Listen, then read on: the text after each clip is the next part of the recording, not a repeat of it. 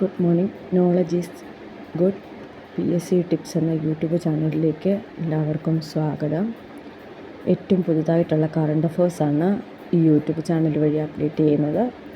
നിങ്ങൾക്കത് ഉപകാരപ്രദമാകുകയാണെങ്കിൽ ദയവായിട്ടത് സബ്സ്ക്രൈബ് ചെയ്യുവാനും കൂടി ശ്രദ്ധിക്കുക. ഒന്നാമത്തെ ക്വസ്റ്റ്യനിലേക്ക് നമുക്ക് പോകാം. ഒന്നാമത്തെ question, emergency vehicle priority system വികസിപ്പിക്കുന്നതിനായി നാറ്റ്പാക്കുമായി സഹകരിച്ച സ്ഥാപനം. എമർജൻസി വെഹിക്കിൾ പ്രയോറിറ്റി സിസ്റ്റം വികസിപ്പിക്കുന്നതിനായി നാറ്റ്പാക്കുമായി സഹകരിച്ച സ്ഥാപനം കെൽട്രോൺ ആണ്. രണ്ടാമത്തെ ക്വസ്റ്റ്യൻ, ഇന്ത്യൻ സ്റ്റാർട്ടപ്പായ ധ്രുവ സ്പേസ് വിക്ഷേപിക്കാൻ ഒരുങ്ങുന്ന ഉപഗ്രഹം. ഇന്ത്യൻ സ്റ്റാർട്ടപ്പായ ധ്രുവ സ്പേസ് വിക്ഷേപിക്കാൻ ഒരുങ്ങുന്ന ഉപഗ്രഹം ലീപ്പ് 1 എന്നാണ് ഉപഗ്രഹത്തിൻ്റെ പേര്. 3, ആൻഡേഴ്സൺ ടെണ്ടുൽക്കർ ട്രോഫിയിൽ മത്സരിക്കുന്ന ടീമുകൾ. ആൻഡേഴ്സൺ ടെണ്ടുൽക്കർ ട്രോഫിയിൽ മത്സരിക്കുന്ന ടീമുകൾ ഇംഗ്ലണ്ട്, ഇന്ത്യ. രണ്ട്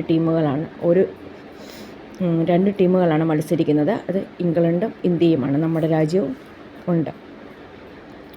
നാലാമത്തെ ക്വസ്റ്റ്യൻ, ലോക അക്വാട്ടിക്സ് ചാമ്പ്യൻഷിപ്പിലെ ഏറ്റവും പ്രായം കുറഞ്ഞ മെഡൽ ജേതാവ്. ലോക അക്വാട്ടിക് ചാമ്പ്യൻഷിപ്പിലെ ഏറ്റവും പ്രായം കുറഞ്ഞ മെഡൽ ജേതാവ് യു സിഡി ആണ്. ചൈനക്കാരനാണ് യു സിഡി, ചൈന.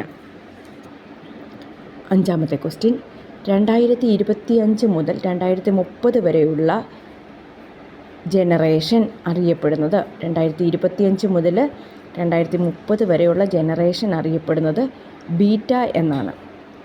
ആറാമത്തെ ക്വസ്റ്റ്യൻ, പൂർണ്ണമായും സർക്കാർ മേഖലയിൽ പ്രവർത്തിക്കുന്ന ആദ്യ പ്ലാസ്റ്റിക് മാലിന്യ സംസ്കരണ പ്ലാന്റ് നിലവിൽ വരുന്നത്.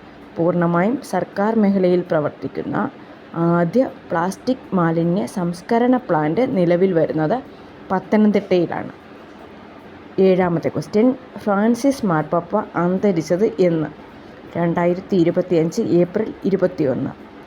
ഫ്രാൻസിസ് മാർപ്പാപ്പ അന്തരിച്ചത് എന്ന് 2025 ഏപ്രിൽ 21.